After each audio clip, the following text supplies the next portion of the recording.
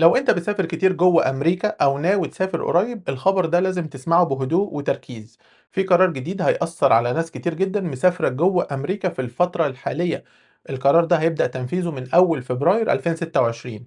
السفر دلوقتي من غير الريل اي دي بقى ليه سيناريو مختلف تماما. ال TSA اعلنت عن نظام جديد اسمه Confirmed ID او الريل اي دي، وده للي ما معهوش هوية مقبولة. ببساطة لو وصلت المطار وانت مش معاك ريل اي دي او بديل مقبول ليه، قدامك اختيار انك تدفع 45 دولار كرسوم وتكمل سفرك بشكل استثنائي. الرسوم دي اختيارية بس هتكون الحل الاخير لناس كتير قوي في مواقف صعبة جدا. القرار ده مش معمول علشان خاطر يسهل، هو معمول علشان خاطر ينظم ويضغط. ال TSA قالت بوضوح شديد جدا ان الرسوم دي علشان خاطر التكلفة ما تقعش على دافعي الضرائب من المواطنين الامريكان، يعني اللي مش ملتزم هو بس اللي هيدفع التكلفة دي. خليني دلوقتي اشرح لك الموضوع بهدوء ومن غير تهويل او تهوين. الريل اي دي مش حاجة جديدة، بس في ناس كتير لسه مأجلة ان هي تطلع الريل اي دي ده ومش واخدة بالها بجدية الموضوع. مع الضغط اللي موجود حاليا، الحكومة قررت تفتح باب بديل مدفوع، يعني زي غرامة لو انت مش معاك الريل اي دي ده. هو اي نعم مش حل مريح طبعا، بس هو اجراء تحقق اضافي عشان خاطر يسمحوا لك ان انت تطلع الطيارة، وده معناه ان هيكون في وقت اطول واجراءات اكتر وتوتر اعلى في المطار.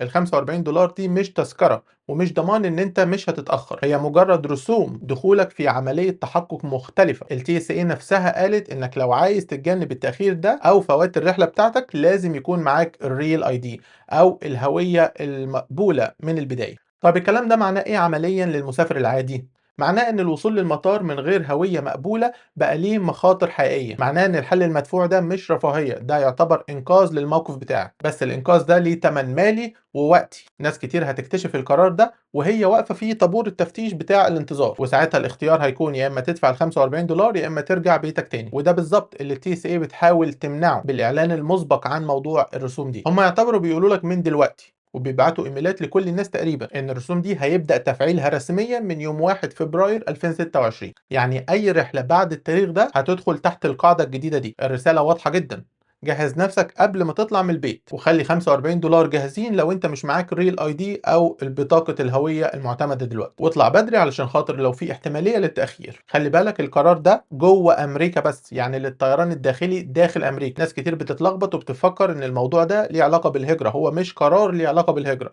بس بيأثر على مهاجرين كتير خصوصا اللي لسه اوراقهم هنا مش مستقرة او في مرحلة انتقالية او لسه مش معاهم اي دي اصلا. القرار ده هيضغط اكتر على فئة كانت معتمدة على التساهل مع الوقت. الحل الاستثنائي هنا بيتحول لعبء دائم، وده طبيعي في اي نظام بيشدد القواعد. انا بقول لك الكلام ده دلوقتي علشان خاطر لو انت مسافر داخل امريكا ما تتفاجئش في المطار. اللي فاهم القواعد الجديدة دي من بدري دايما بيكسب راحة باله في المطار. ال 45 دولار ممكن يبانوا رقم بسيط، بس مع الضغط والتأخير التكلفة الحقيقية هتبقى أكبر بكتير لو أنت خسرت رحلتك أو فوتت رحلتك.